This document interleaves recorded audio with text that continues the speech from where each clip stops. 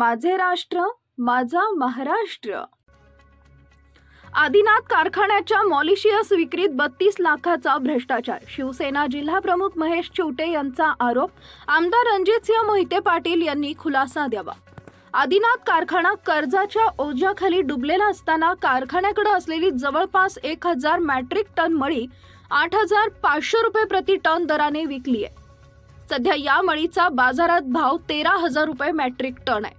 या व्यवहारात जवळपास 32 लाख रुपयांचा भ्रष्टाचार झाला असून हा प्रकार म्हणजे मळ्यावरच्या टाळूचं लोणी खाण्याचा प्रकार असून या प्रकरणाची चौकशी व्हावी अशी मागणी आदिनाथ कारखान्याचे माजी प्रशासक तथा शिवसेनेचे जिल्हा प्रमुख महेश चिवटे यांनी केली आहे। गत वर्षी आदिनाथ कारखान्याची गाळप झाल्यानंतर साखर बाहेर निघाली नाही, त्यामुळे या मळीत मोठ्या प्रमाणावर साखर असल्यामुळे अत्यंत चांगल्या प्रतीचं हे मॉलिशियस तयार झालं होतं, पण त्यावेळेस कामगारांनी ही मळी विकू दिली नाही। आता मात्र महसूल प्रशासनानं ही मळी ताब्यात घेऊन विक्रीस काढली होती।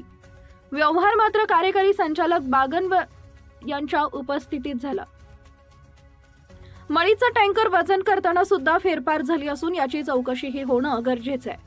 गत वर्षी झालेले गाळप व उत्पादित झालेली साखर याचं प्रमाण पाहता किमान 1500 ते 1600 मेट्रिक टन मळी निर्माण झाली होती, असा उत्पादन शुल्क विभागानं अहवाल सुद्धा दिला होता। मात्र प्रत्यक्षात किती मॉलिशियस विकले की पैसे किती जमा झाले याचा आकडाही प्रशासन संचालकांकडून दिला जात नाहीये। आमदार रणजितसिंह मोहिते पाटील यांनी पुढाकार घेऊन आपली राजकीय ताकद वापरून संचालक मंडळ बदलून आपल्या समर्थकांची संचालकपदी नियुक्ती केली होती, त्यामुळे या मॉलिशियसच्या व्यवहारासंदर्भात नेमकं काय झालं हे आमदार रणजितसिंह मोहिते पाटील यांनी सभासदांपुढे मांडावे अशी मागणीही जिल्हा प्रमुख चिवटे यांनी केली आहे। शिल्पाताई ठोकळे, तहसीलदार करमाळा, सदर मळी कारखान्याच्या शेतकऱ्यांची देणी देण्यासाठी जप्त करून विक्रीस काढली होती। या व्यवहार व दर व किती मॉलिशियस होते व त्याची क्वालिटी काय होती याची माहिती कार्यकारी संचालक सांगू शकतात। आम्ही केवळ लिलाव प्रक्रिया पार पाडली आहे, आता या तक्रारीनंतर या व्यवहाराची परत चौकशी करू। अरुण बगनवार, कार्यकारी संचालक आदिनाथ कारखाना। कारखान्याची मॉलिशियस शेतकऱ्यांचा पैसे देण्यासाठी शासनानं जप्त केली होती। लिलाव प्रक्रिया महसूल प्रशासनानं पार पाडली आहे। या व्यवहाराबद्दल मला माहित नाही, असं अरुण बगनवार यांनी मीडियाशी बोलताना म्हटलंय।